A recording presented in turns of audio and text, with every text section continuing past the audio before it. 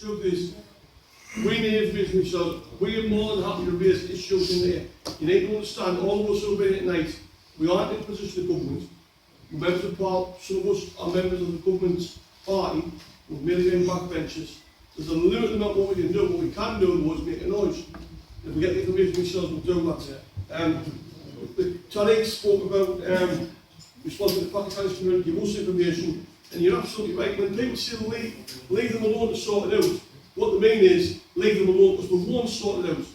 We know that obviously. Ireland's a classic example, but would anybody suggest that Israel and Palestine are going to sort things out without outside? Of course not. So absolutely right to do that. Yeah.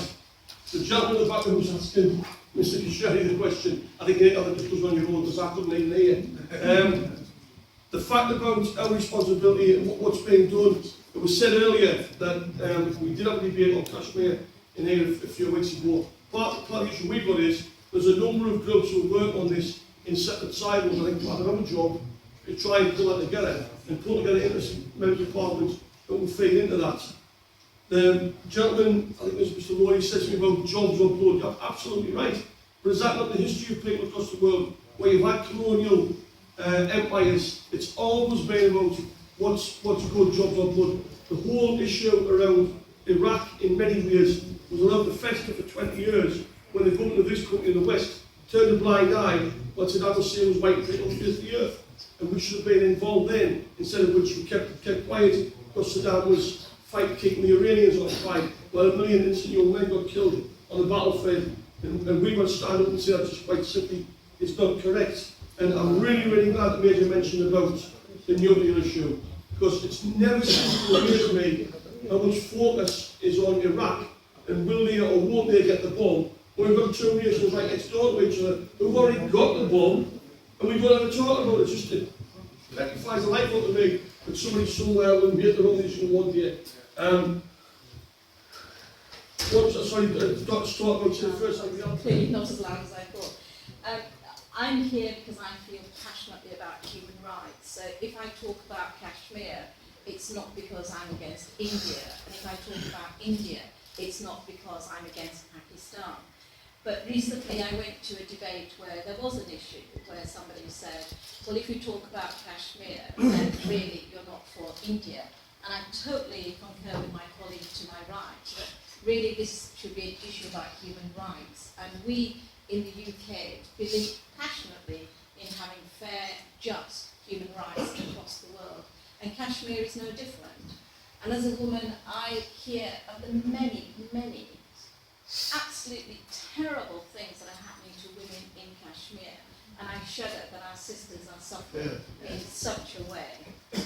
I would not want my mother, my sister, my aunt to live some of the lives that they have lived and have endured. So for me, this is a personal commitment. But one of the things that I passionately believe in, I was delighted when the present Prime Minister of India offered a hand of friendship to Pakistan and invited the Prime Minister of Pakistan to India to begin the dialogue. Because it is through dialogue and through discussion that we move forward. And I was very interested when I looked at the results of the recent Indian election, where we find that Muslims make up a very large community within India, and yet when you look at the numbers that are in parliament that are from the Muslim or Islamic origin, there are very, very few. I think in the 20s is the number that I heard. So people need to engage in the democratic process.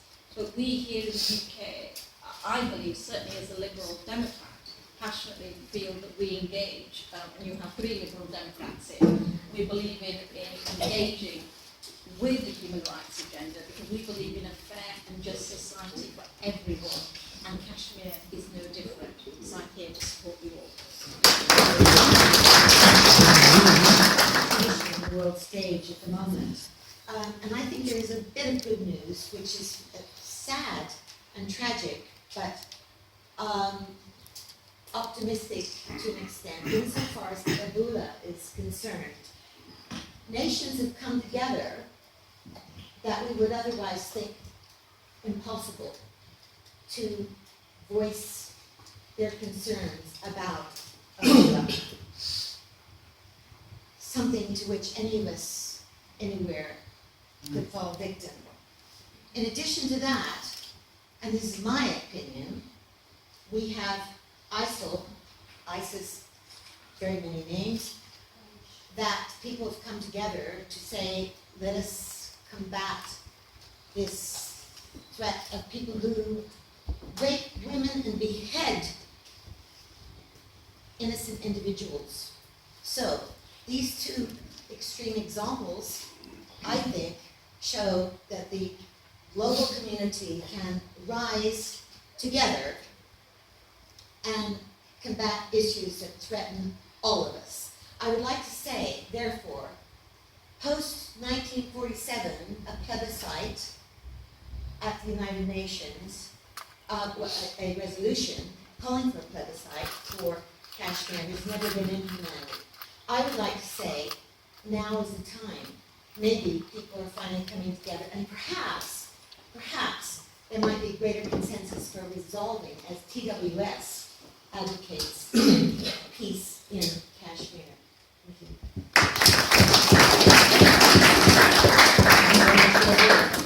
I know that's why Vice Chair to speak, it's not the same moving who does the better job in this house. Thank you, Mr. Chairman. Baroness, Member of Parliament, Your Excellency, the High Commissioner of Pakistan, ladies and gentlemen, Assalamu alaikum and a very good evening to you. Well, here we are again. It's an annual event of Black Day, which is commemorated by the Kashmiri community around the world every year. The day that the Indian forces were brought into Kashmir, allegedly to protect Kashmiris from what they call then the Pakistani aggression in 1947. It was supposed to protect the Kashmiri people. Indian government has always said that they had received a request from the Maharaja for that protection. But I have to say, not only me, but many historians, such as Alistair Lamb, have said in his research that there's no evidence of the Maharaja's former request ever been produced by the Indian government. In fact, Alistair Lamb writes that the Indian government claims that they had received a request on 26th of October 1947, and they brought their armies in the next day, 1947. Whereas the Maharaja had left Srinagar by road to Jammu, and it was impossible. Those who know the mountain terrain and the areas by road from Srinagar to Jammu, it was not practically possible to track down the Maharaja, get an instrument signed, and give it to the New Delhi government. That is Alistair Lamb's research, and I fully agree with that. And even now, the British government, or the Indian government, I should say, produces such a document, I am the first person to challenge it. It will be bogus. However, when the Indian army did come in to protect Kashmiris, they were unable to control the unrest. And as it's been said already, the first Prime Minister of India, Jawaharlal Nehru, ran to the United Nations asking for a ceasefire and promised a vote which would take place at the end for the Kashmiris to decide about their future. UN resolutions were passed on the request of India. And Indian government made pledges after pledges. They're on the record that their army is in Kashmir temporarily. And they will only stay there until the peace is restored. And at the end, and these are the words Jawaharlal Nehru well documented, that at the end there will be a vote And even if the Kashmiris decided to stay separate from India, India is prepared to swallow that sour pill. And it's not once, not twice, it's not 10 times. This promise, pledge, was repeated by many Indian politicians for many years, until they thought, well, now we've got the grip on Kashmir, and we can change our mind. And they call it integral power. Oh, Kashmiris have started taking part in the local elections, therefore they're happy with our democracy. But ladies and gentlemen, who knows more than the British people? We have seen a recent vote in Scotland. Scottish people were voting for the British Parliament, they were voting for the local elections, they were voting for the European elections, and they were voting for the Scottish Parliament. But when it comes to decide about the future, the British government was not obliged by any international law to give them that right. No UN resolutions were placed in Scotland's case, but we thought it was the right thing to do. And I'm glad that we did. And I'm glad that the Scottish people made the right decision too at the end, to stay within the Union. We would like them and we want to keep them as a part of the United Kingdom. But India uses that excuse to keep control on Kashmir. Oh, just because they are taking part in the election. Well, that's a very different thing. It is not substitute to the right of self-determination. And in fact, that wasn't enough. The Indian government brought their army more in 1990 with special powers granted, protected by the Armed Forces Special Power Act of Indian Parliament, which gives the army complete license to kill. And this is not my words. My friends, you're all educated people, politicians. You can go on Google and find yourself. Those laws, such as the Armed Forces Special Power Act and the Public Safety Act, they cannot be challenged in any court of law. And the result, the Indian army has killed more than 100,000 people. They have captured so many people from their own homes. And the next day you will find their bodies on the roadside. They have taken people away. And they have not been seen for months and years. And according to the UN, according to the Amnesty International last report, which was called the Lawless Law, there's a catalogue of thousands of such cases. Rape cases, mass graves, people being pulled out of their houses, and their families are running around finding where their loved ones are. Are they in those mass graves? Are they being killed and thrown in the river Jhelum? Are they still lying in some dark cell in Indian jails? Nobody knows. This is the situation that we are in.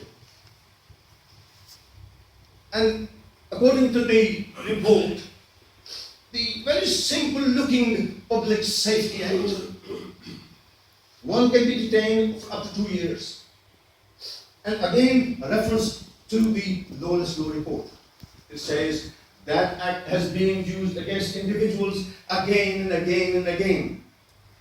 So if one is caught under that act, will be kept for 2 years, and before it runs out, they will take him out from one door and bring him back from the second door, and another 2 years. And according to the report, some people are being detained for 5 years, 10 years, 15 years, 20 years, and in fact, in Shabir Shah's case, 23 years. That is a democracy. That is the largest democracy on earth. Do we call it a democracy? My friends, we have to ask ourselves. An army which has killed more than 100,000 people, which there are more than 25,000, well, there are hundreds of thousands of people who have been detained for some period or the other under one of these acts. Not a single family in the Indian occupied Kashmir, particularly Muslim women, without somebody being killed or arrested. And this is going on a daily basis. And there are other laws too, like TWS, which was mentioned. What we have to say these are unprecedented laws.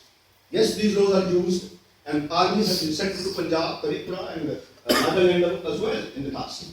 But those have been smaller periods, shorter periods. Army has been sent in Punjab for a short period with those powers. Now, we know what they did in Punjab too, but for a short time. My friends, since 1990, 24 consecutive years, the army has been there at a rampage. Full license to kill. And they are doing the job well. They've killed so many people. And India has absolute no desire to lift that draconian law or bring the army back at all. I think we have a duty as humanitarians for human rights. Why we ignore those human rights? If they were in Europe, we ignore them. We don't ignore many places. Why are we ignoring Kashmir? Mr. Chairman, I suggest on this platform and any other platform that I work from, I say to them, let us write to the Indian Prime Minister and ask him. And we can do it on the platform, we can do it individually, members of Parliament, that why does he think we should not report him to the International Criminal Court?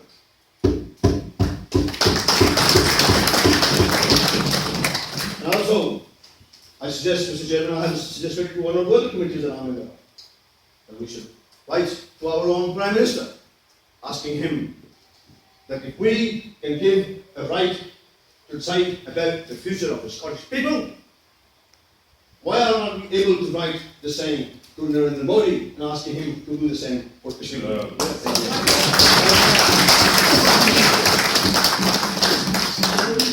And I'd like to ask Mushtaq Lasharie to speak about Mushtaq, who is most people know the chairman of Saundra. Thank you very much, Chairman, and I think it is a great pleasure to work with you as a chairman, and I'm a coordinator of this all-party parliamentary group. I think there are many speakers today, and we could have gathered another 20 MPs if we wanted, and parliamentarians, but we always restrict a limited speaker that audience can also ask questions, and I hope Chairman will allow today as many as you can. I think number one is to congratulate the Kashmiris living in the United Kingdom for a wonderful march they had yesterday. Can we have a big clap?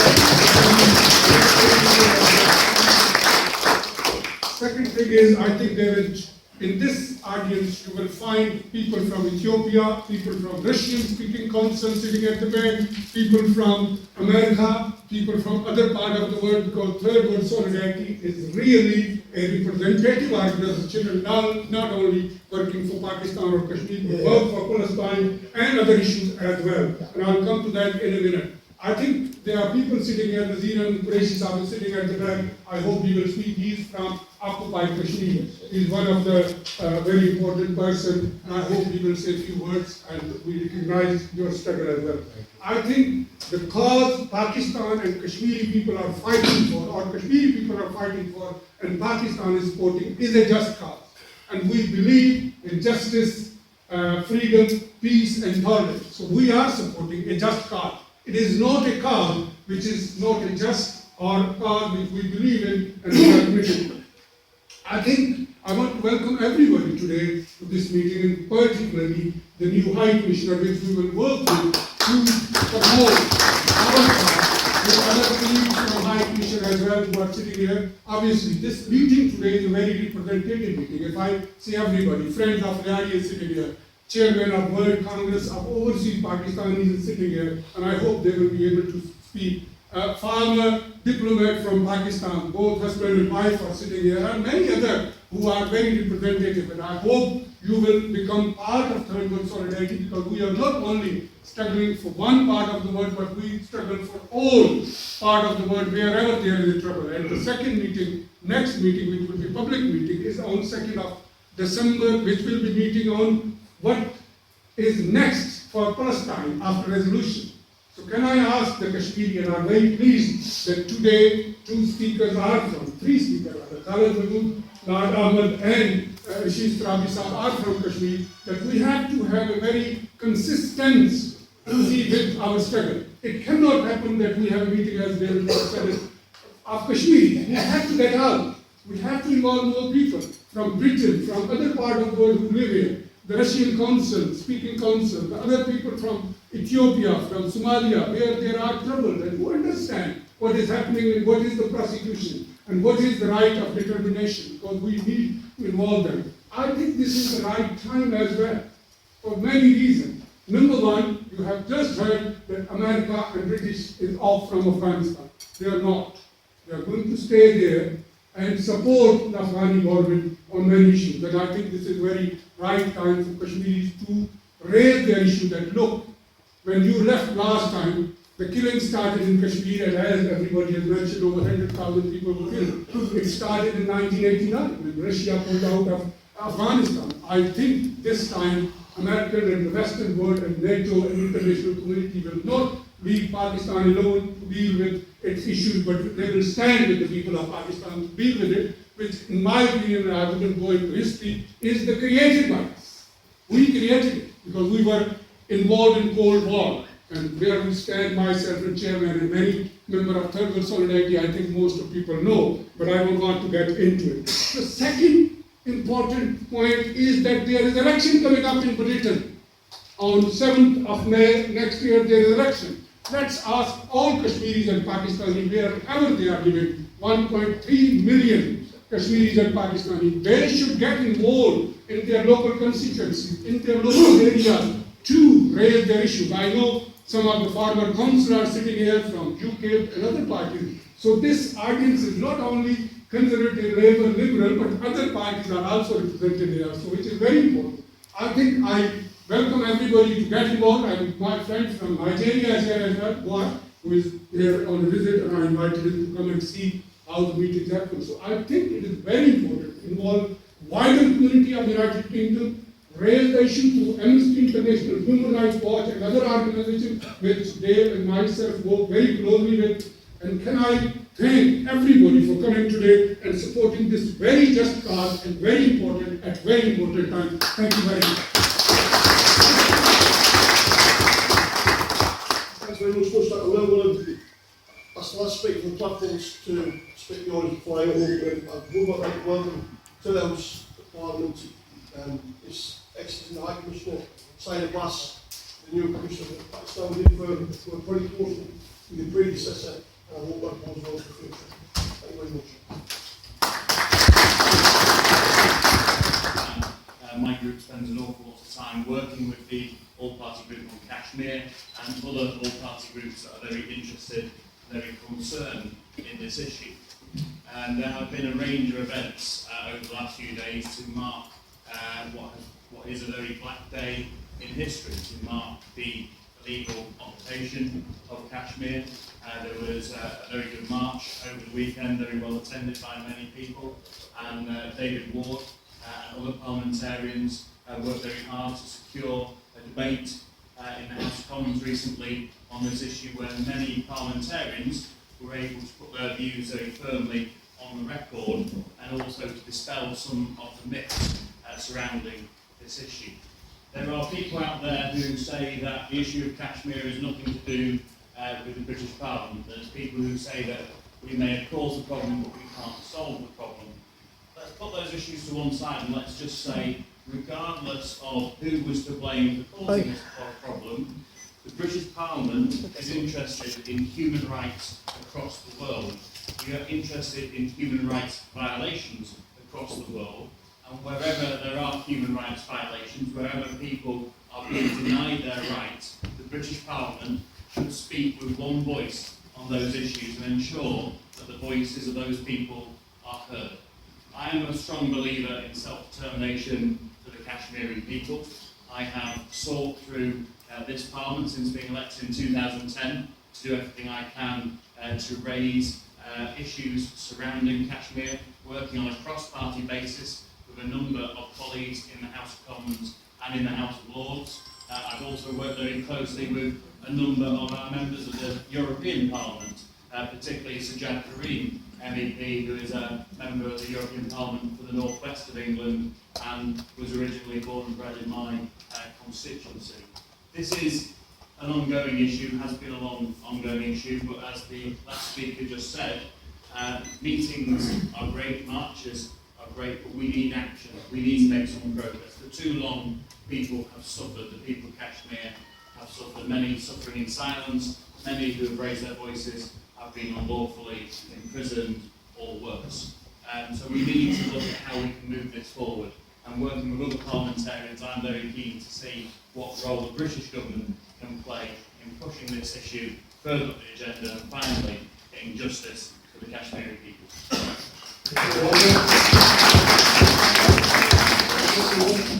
Now up to Khalid, who's going to slide on Kashmir. It's Lasharie, who is from the General Kashmir Committee.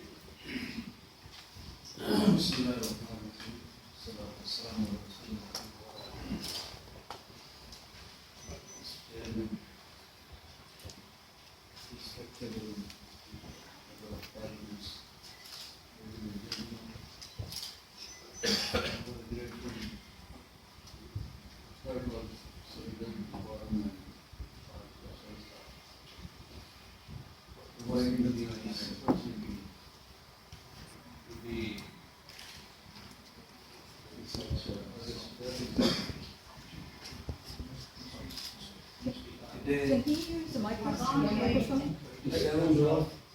27th October is being observed as Flag Day all over the world by the Kashmiris. They observe this day as a Black Day because this is very day when Indian occupation forces they landed in Kashmir, and the freedom fighters in Kashmir, they started their struggle, and they got 1/3 of Kashmir. When then Indian Prime Minister, the founding father of India, Nehru and his government, they went to the United Nations and submitted a petition. And they demanded a ceasefire, and they requested that this issue should be settled peacefully. Since then, this struggle is going on. And Kashmiris just demand that those resolutions should be implemented. And they should be given a chance to exercise their right of self-determination. Instead giving them this right of self-determination, India has been trying to press their bill of liberation, and even India has tried to eliminate Kashmiris. Since so far, 500,000 of Kashmiris, they have offered sacrifices of their lives. Only on 6th of November 1947, in Jammu, 250,000 Kashmiris, they have been butchered. And during this period of 25 years, about 100,000 Kashmiris, men and women, children, and lawyers, and politicians, and doctors, engineers, and humanitarian different leaders and scholars, they have been targeting and they have been killed by the Indian forces. And to crush this uprising, they have put different document laws on Kashmir, Toaha and Toaha. More than 700,000 troops, forces and paramilitary forces and different agencies, they are operating there. Our leaders, they have been confined in their houses. I have just talked to Syed al-Ilani early in the morning. He has been not allowed for 5 years able to perform his religious obligation to go to mosque. He has been recommended fine for the treatment in hospitals in the UK and America by the highest Indian medical board. But India is not ready to facilitate him for traveling documents.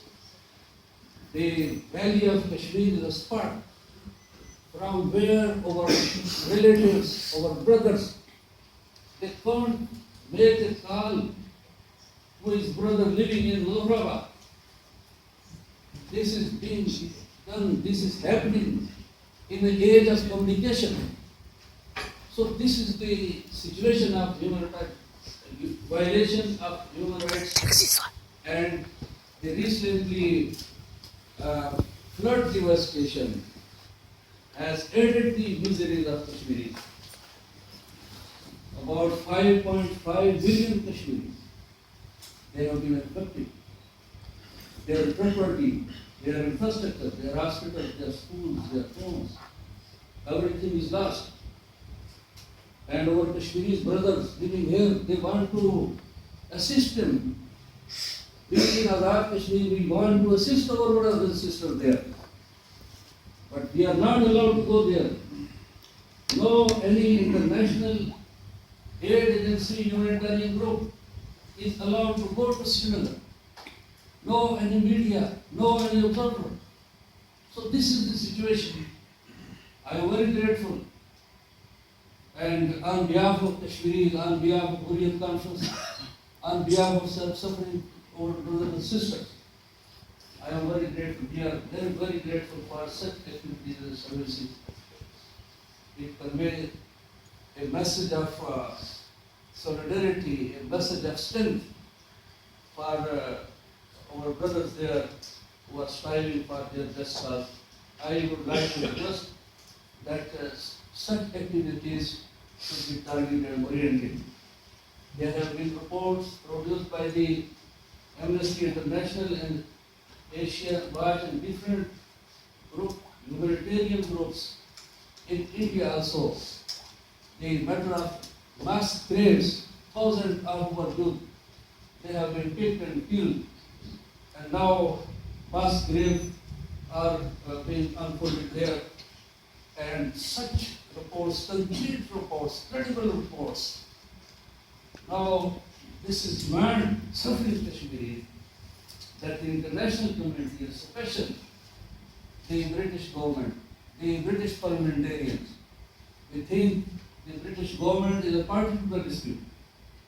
And we have high hopes from and we request that a resolution on the floor of the parliament should be passed as you have passed resolution on Palestine. These whole issues are very chronic and very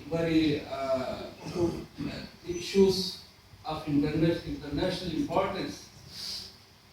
We really would like, I would like to request that a policy of creating a concrete pressure upon the Indian government should be adopted so that our brothers and sisters, they should be provide some relief and different laws should be repealed and the volume of Indian occupation forces should be withdrawn and we Kashmiris should be facilitated to help each other. I hope that this seminar will contribute in regard. Once again, I would like to thank you. Assalamu alaikum. I now like to ask one of my parliamentary colleagues here aboard, who's the MP for Portcullis. Thank you very much, David, and how good it is to see so many people here, I must say. The Kashmir conflict used to be regarded for very, very many years as the forgotten conflict. The one that no one ever really talked about, and that's changing. In fact, this is my third Kashmir-related event in the last week, and that's missing one on I think Friday night, I believe. So it would have been 4, and it was due to be another one I think on Wednesday of this week, but that's now being moved to next week, I think. So it's all good news because it is an area where so many other parts of the world where atrocious things are happening are in full view of the public and the world at large. And Kashmir, I know Kashmiris feel this is an area that has not been given enough attention over many, many years, and that seems to be changing. I must say also I'm pleased to be here in this I'm very impressed by this all-party group, I have to tell you, because I've been to probably, I don't know, 300 odd meetings about Kashmir in the last 20 or 30 years, and for the first 250 of those meetings, certainly in Bradford, I knew everybody there every time. It was the same people every time at the 250 odd meetings. That's changing because the people that I now see at meetings about Kashmir, I'm delighted to see so many people here that I don't recognise. I have to tell you that. It really is good to have a Kashmiri meeting. To see so many people here that I haven't seen before at the event. Some familiar faces, we just can't keep away. But it is really, and I sincerely mean this, because it means that it's broadening and deepening and stretching out as it needs to do to reach more people. I think that the petition that was part behind really the recent debate, and everybody came along and called for the debate on the basis that it was all party, but also that it was all country. Across the whole of the country, signatures were gathered in, and it became a way, and we said to people when you're collecting, because most people will sign anything that you put under them to get rid of you if anything else, we said don't just get a signature on a petition, tell them about the issue. Many, many young people in the Kashmiri community now in Bradford think of it, and I have to say this, as an old man's problem. It's an old man's conflict. It's not for our generation. So Palestine is seen as a young people, very, very big issue at the general election, but less so in terms of Kashmir. So we said, don't get them just to sign the form and then to get rid of you. Tell them why they need to sign the form. Tell them about the issues. The other reason I'm really pleased to be here tonight is because when you discuss the whole of the Kashmir conflict, you'll be told off because you should be talking about this without putting the Pakistani side more strongly. Or you'll be told that you should be talking about this without putting the Indian side more strongly. And in fact, at the Diwali event, another one that I went to recently, I was told that same thing. Why are you talking about Kashmir? Are you anti-Indian? Or you should be told that really you should be talking from the Indian perspective or the Pakistani perspective, but you should be talking from the Kashmiri perspective. And what about that? And that was a large feature really of the parliamentary debate, that we need to be talking about Kashmiris and not just about Kashmiris. So that's it done. But there's also another view, which again Andrew referred to, is that we shouldn't be talking about this at all in this place. It's none of your business, keep out. And I think those arguments were successfully demolished. You can read the debate. I think that it was well argued by many, many members of Parliament that not only do we have a right, some would say a duty, but certainly an obligation to discuss it in this place. Final point, again, the reason I'm really pleased to be here is because it says here to promote and support human rights. So yes, you can look at it from the Pakistani point of view, yes, you can look at it from Kashmir, yes, you can look at it from the Indian perspective, but also you need to look at this from the human rights perspective. Whatever your background, whatever your view, whichever side of the argument you feel is strongest, one thing that you must not forget is the human rights perspective. And through justice, achieving peace and justice through dialogue and debate, the Kashmiri conflict will not be resolved by military means. It will not bring a solution, and it has to be through dialogue and debate, and that can only be achieved really when the issues are fully understood and accepted by the world at large, and that's the value of events such as this tonight. Thank you.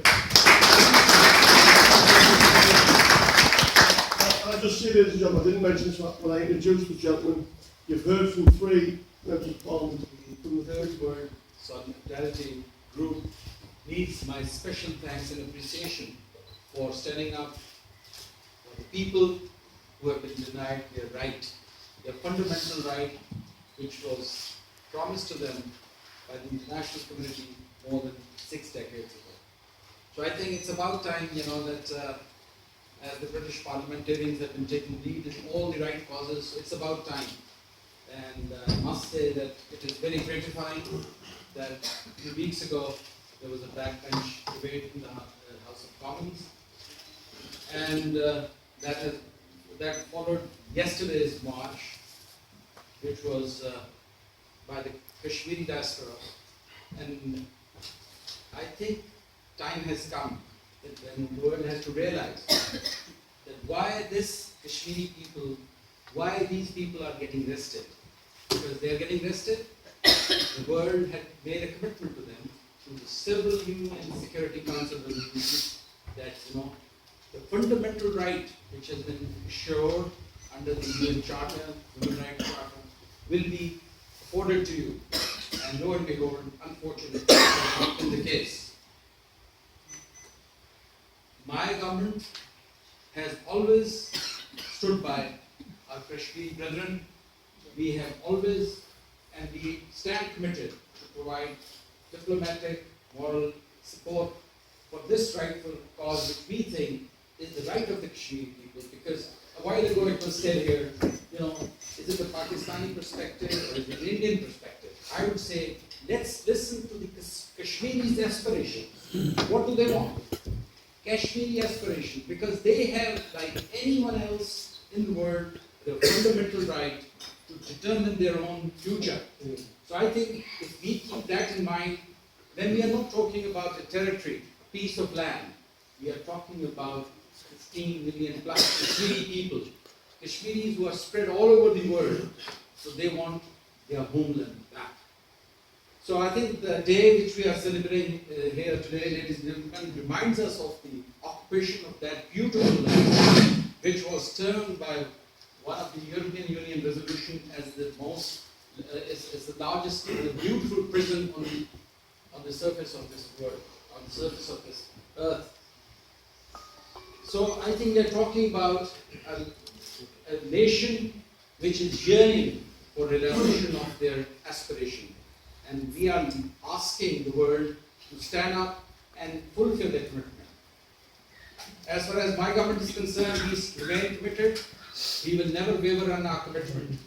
But that does not mean that we have to sort of leave everything to us or to the the occupation forces. It is for the international community to also stand up for the right causes. Therefore, I would request and urge that, as the British Parliament or the British government has always been taking lead, as it was said a while ago, it was a very civilized way of providing an opportunity to people to have a referendum and decide. So I think if that can happen here, this is an internationally recognized dispute. Why can't the world give the Kashmiris their right? With this, I would say that, as far as we are concerned, we stand committed, but it takes two to tango. Unfortunately, it was mentioned a while ago here that, in the recent past, we have seen some escalation of tension along the line of control. Line of control is a line which has been temporarily marked between India and Pakistan. And there is a exchange of fires and mortars across the line. My government, my Prime Minister, has said it time and again that we are willing to engage to find the permanent, peaceful solution to the dispute through negotiations. And I think that's the way to go forward. We can't be adamant and we can't say that either my way or highway. It has to be a negotiated settlement of the disputes. Because who would know better than, your nation? Because a while ago it was mentioned that, the troops are coming back from Afghanistan.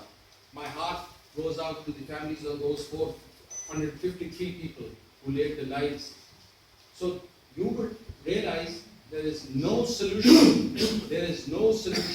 which can be implemented by force. It has to be through negotiation. So my government stands committed to negotiate this dispute through peaceful means, and we will always take into consideration the aspirations of the Kashmiri people. We don't want to do anything, we don't want to impose on anybody, but we are definitely a party, because internationally recognized party. Therefore, we are ready to play our role. I hope the other side will also realize the time has come, because it's not, we cannot brush these things under the carpet indefinitely, because I think people want their rights. With this, I would hope that the message will be sent out that it's about time that resolutions should be resolved peacefully, amicably, rather than the use of force, because use of force will not lead us anywhere, rather it will complicate the situation. And I think it has been aptly termed, Kashmir has been aptly termed by former President of the United States, President Clinton, as the flashpoint in the world. So I think we are two nuclear neighbors, nuclear armed states, so we have to be very responsible. We have to act, we have to behave, we have to perform very responsibly. So I think my government is ready to engage on all these issues, provided there's readiness from the other side. With this, I would say, I would conclude to assure our Kashmiri brethren here, through the true representatives of the Kashmiri people, that my government stands committed, as always, to support the Kashmir's rightful cause at all levels, politically, diplomatically, and morally, which we have been doing, and inshallah we continue doing that. Once again, Chairman, thank you very much for this opportunity.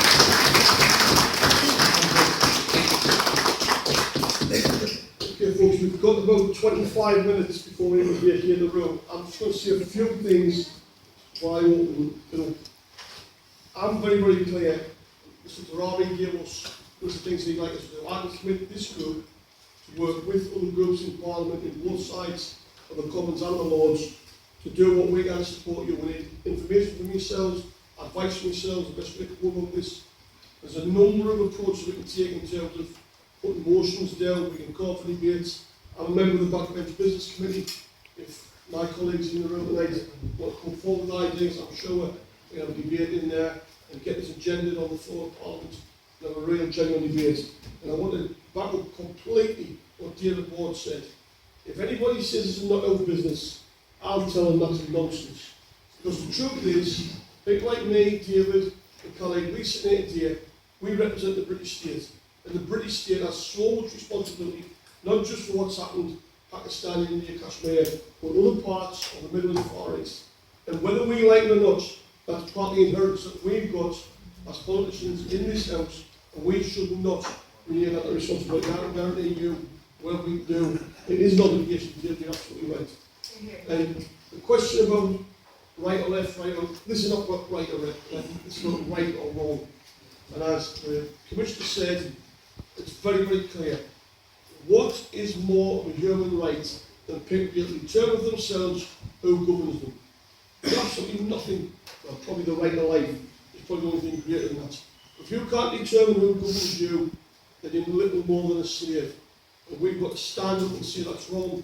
And whatever we can do, as we showed, as been mentioned a couple of times, with the referendum in Scotland, we've had numbers of referendums across this country, across Europe, around the world. Why should this particular nation be immune? And there is a role for us as government. There's also a role for us to put the pressure on the United Nations.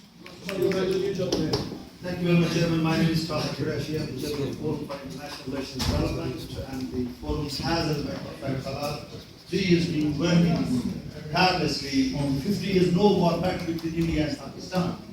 And we have been recommending these things in many, many sectors, that 20-25% of the budget is being spent on the defense. Hence, if the 1% budget is decreased in both countries, and if the international players take responsibility and taking ownership of this issue of Kashmir, which hasn't been taken as they have taken the ownership of issue of South Sudan and East Timor, as it has been mentioned by the previous speaker. I think the international community, I'm really pleased that Chairman, that you have taken this responsibility now. Many parliamentarians have taken, they were both sitting here earlier on to the parliament. I think it's quite important for all of us to now have this target-oriented approach, like Mr. Travi said. What is the target you are giving to the community to come back to you? Solution. What that we could do to support this cause which you have brought to the community? I think that's one thing for us, for the community. What is it we need to do with you to achieve our objective, what we are going to set? That is one thing. And the second thing, which is very important, the British parliamentarians, they have taken many bold steps now with regards to Palestine, and now they are taking very bold steps with regards to Kashmir. I think they need to work with the counterparts in the United States to involve them in this process, and we are very happy to support Solidarity. Thank you very much, Mr. Syed, for organizing this. We are very happy to support you to take the United States on board, take the British Parliament and the European parliamentarians on this issue, and have one group to lead on this issue. Tell us what you need from the community. Khalid mentioned earlier on. We are there all the time to support this cause. Thank you. Unexpectedly, the person, but I'm always privileged to be there and speak on a very, very serious issue. I think we're all here to look at this very significant issue. This issue of the Black Day in terms of Kashmir and the people that have suffered since. When you've had almost 90,000 people killed since the illegal occupation of Kashmir by the Indian forces, I think it's important that we put the whole issue into perspective, because when there are still, from the day that they took over, there are in the region of about 600,000-700,000 troops regularly in Kashmir, and the activities they carry out. Currently, the operations that they're carrying out in terms of cross-border incursions and firing that is taking place, and number of civilians within that being killed, I think brings the whole issue back to reality. The action taken on the 27th of October in 1947 has had, as I've said, a long list of consequences that we need to look at and see how we can deal with them. And those consequences have continued throughout, and as my friend David Ward, the member for Bradford East, in the backbench debate that he got on Kashmir, and we were able to discuss some of these issues regarding what has happened in Kashmir. And I think it's important that we do raise this, because the issues that are going on day in, day out since 27th of October 1947 are the issues human rights and civil liberties. It's the issues of, as I said, about almost 90,000 people, over 90,000 people being killed. And you want to put that into perspective up to today, and that is more than the Manchester United Stadium would fill. That's the amount of people that have been killed. When a family or from somebody leaves a family who is a father or a brother or a son or a husband, a family, they don't know what is going to happen to that person, whether that person will come back, whether that person will come back in one piece, whether they'll be tortured, whether they'll be beaten up, or whether at all they'll come back.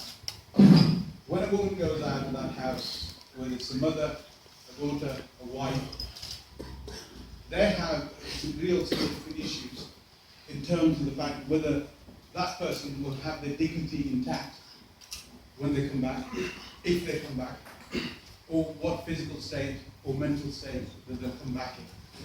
These are givens that we have in society today. These are the issues that we take for granted when we go in, or we leave our homes, go to work, go and do whatever. These are givens for us.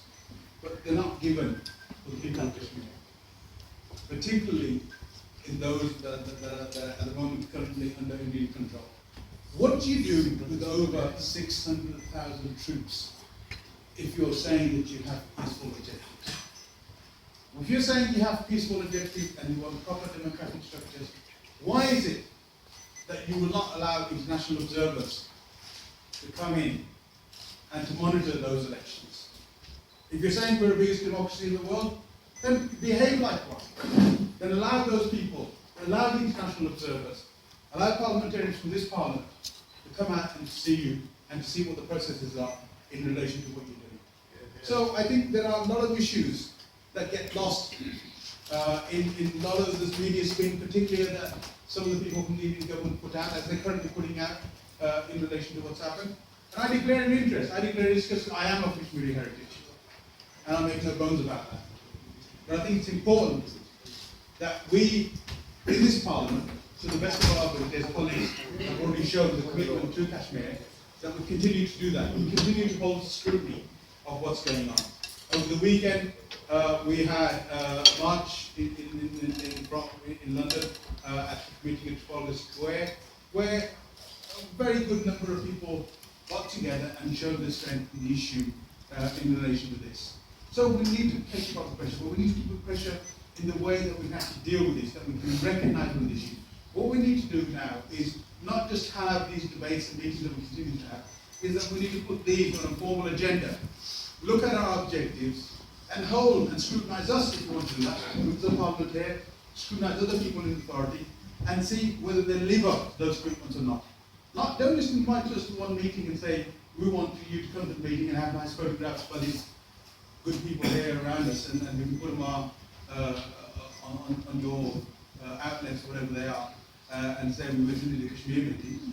We want to be able to do something positive, and the only way we'll do that is have a formal agenda set and move forward. And I see that Mr. Qureshi MBE is nodding his head at the back, and I'm very pleased that you're nodding your head because I'm coming to you to see how we can move some of this work forward. I know that he's done a huge amount of work. Always there. And we should be able to do that. So, with that, Chairman, I'd like to thank you for letting me speak. But this is a very significant issue, and I think all of us should pay real attention and look at the objectives that we need to achieve. Without that, this issue is nothing. Thank you very much. Good start. Can I now ask Andrew Stephenson, who is the chair of the My gratitude and thanks for all those who have participated yesterday in the march and expresses their solidarity with our movement. Being a young man from occupied Kashmir, I wanted to say a lot. I wanted to talk about the atrocities of India. I wanted to put off the democratic cover of India to veil of democracy of Indian face, but there is no time. I am surprised. For more than 67 years, people of Jammu and Kashmir have been crying. During these 67 years, more than 400,000 people have been killed. During previous 25 years, more than 100,000 people have been killed. Have you heard that young people have been slaughtered on the road? You have heard that daughters have been molested in front of their parents. Sisters have been molested in front of their brothers. And we don't see any cry. We don't see any reply from our world community. I belong to. My family has suffered a lot. India cannot deny it. I have not seen my parents while they were dying. They could not see me. I have not seen my young sister when she was dying in Delhi.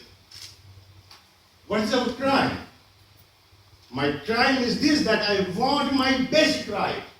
That is right of self-determination.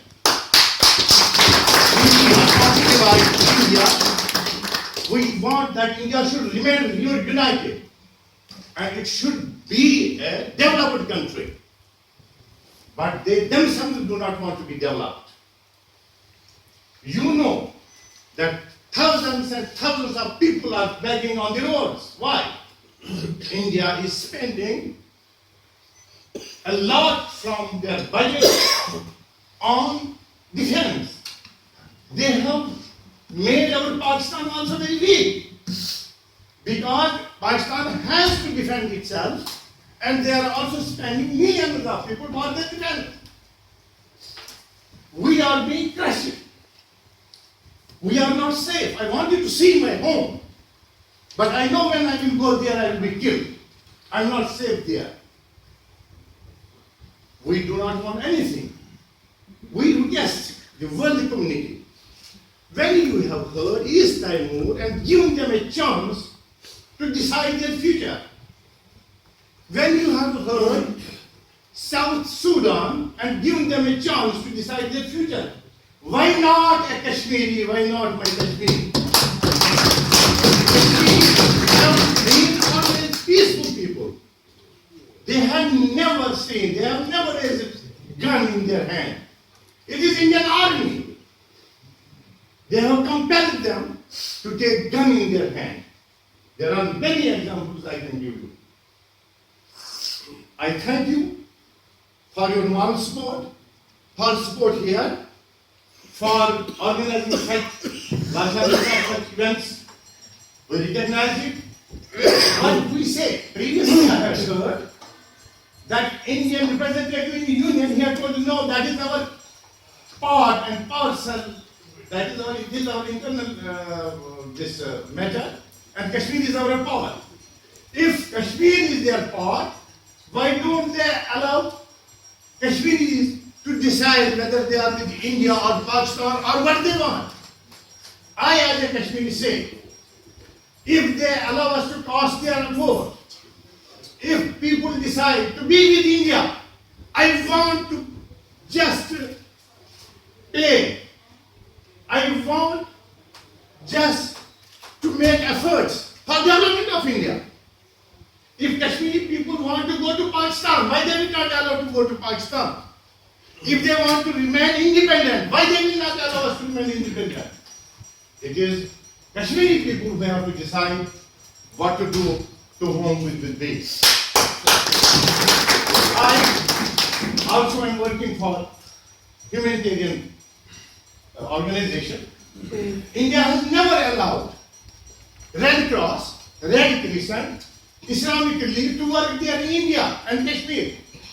There are floods, as Qurban Sahib has said, hundreds and thousands of people have been killed, they were killed during this. There are thousands of houses have been demolished by this flood. They should allow international organizations to work there, but India is not. And anybody who wants to support them, they put hurdles. They put hurdles. We request international community to come forward and help those who are helpless, who are forgotten. I would also express our thanks to Pakistan for their moral support and diplomatic support. But I would say that they should not, they should be stuck with their historical stand. Their different stands, they affect our struggle also. You are part of the issue, you are party of the issue, as India claims, Kashmiri are the primary party, and inshallah you stick to us historical.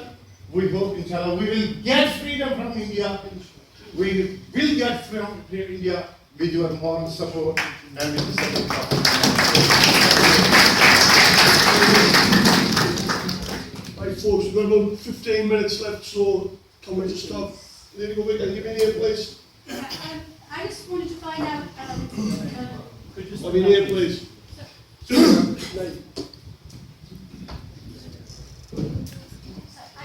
It tells who you are, please.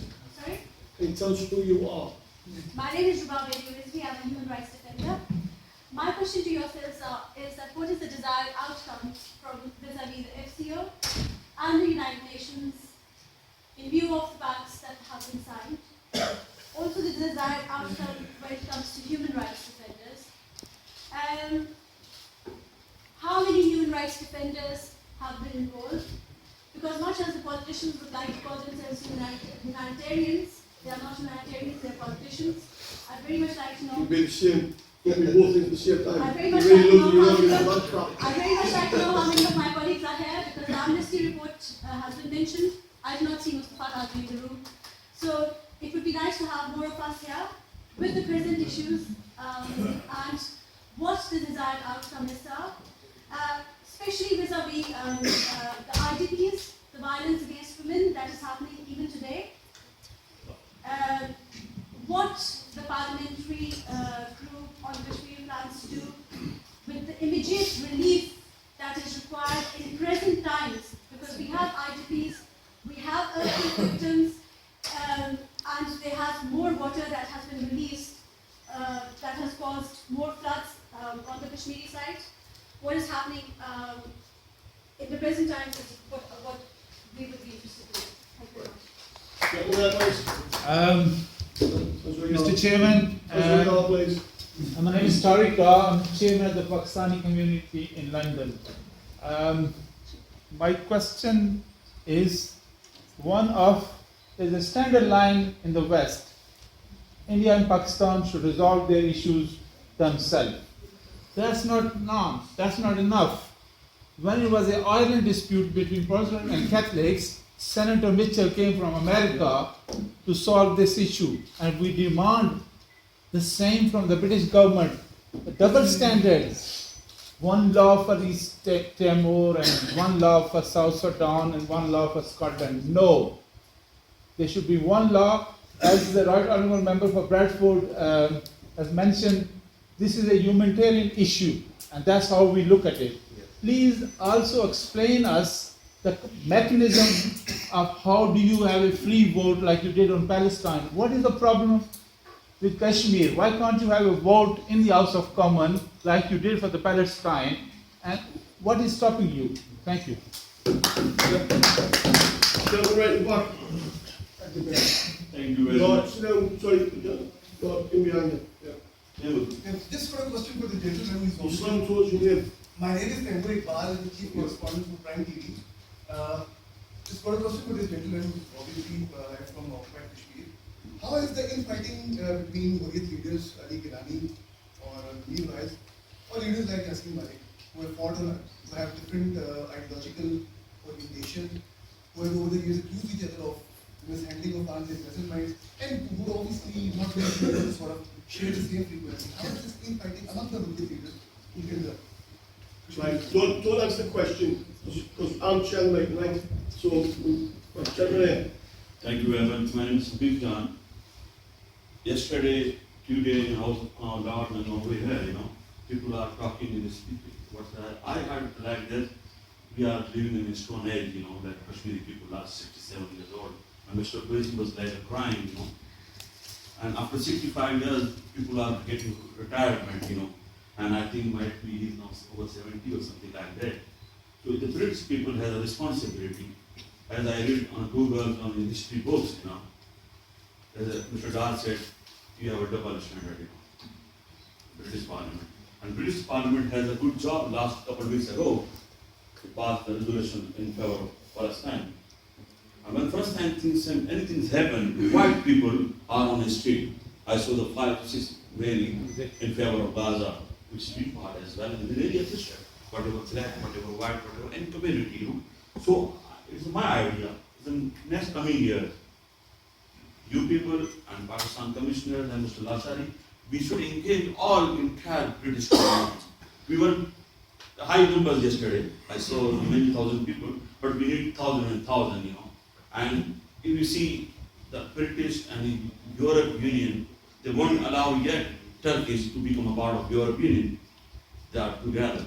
So the white flag, Mugabe, or whatever is Timor or Scotland, we need to support British, via British, Kashmiri people Might be they decide themselves. And one thing is very, very, very sad for me. I heard Mr. Moody is a tea seller guy. He was when I was like a teen baby or child labor. And it's my idea might be the world become like more peaceful. But it's a very sad and shame for us. He bought last week billions pounds weapons and arms from Israel. So please, I suggest please act more actively, more energetic, and we need to sort out Kashmir because I'm going to maybe next 10 years to die, maybe Mr. Qureshi, maybe so on. So I want to see in my life next 5 years. And I say, Modi, please take more on Pakistani's boundaries, Sialkot boundaries. Maybe you are take on us, maybe we can together again, So thank you very much. Thank you. Thank you, Mr. Chairman. My name is Nazar Lodi. I'm the chairman of our organization. We work for human rights and community cohesion in Islam of My Future Foundation. It was a wonderful speech and lovely gathering. One question we have to ask the British government. What is important? British jobs or Kashmiri's blood? It is all about good, long business relationship with the Indian government. How much export they can do to them, how much money they can make with the relation with the British.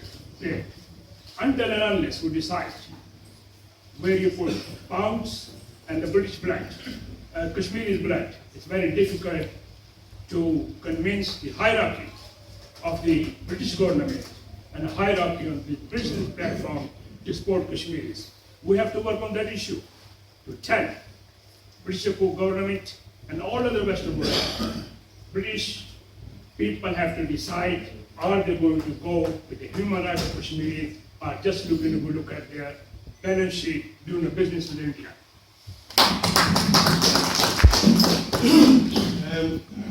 Nearly up to time, jump in the middle here.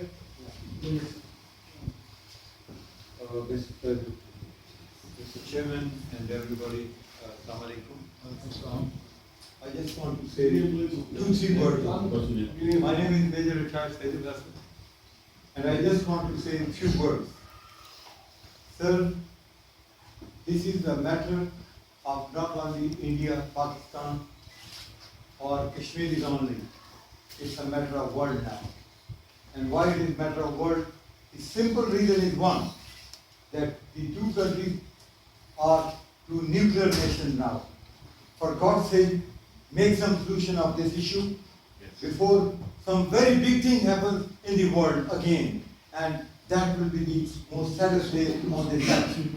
So this is the time for the world to intervene into this matter and resolve this issue, because there is no other issue between India and Pakistan.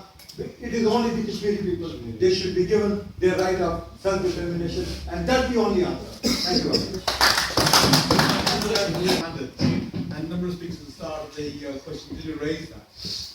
I think what we must do, as Mr. Corbett just said, the very last speaker, is not to blame everybody else, but look at what we're doing.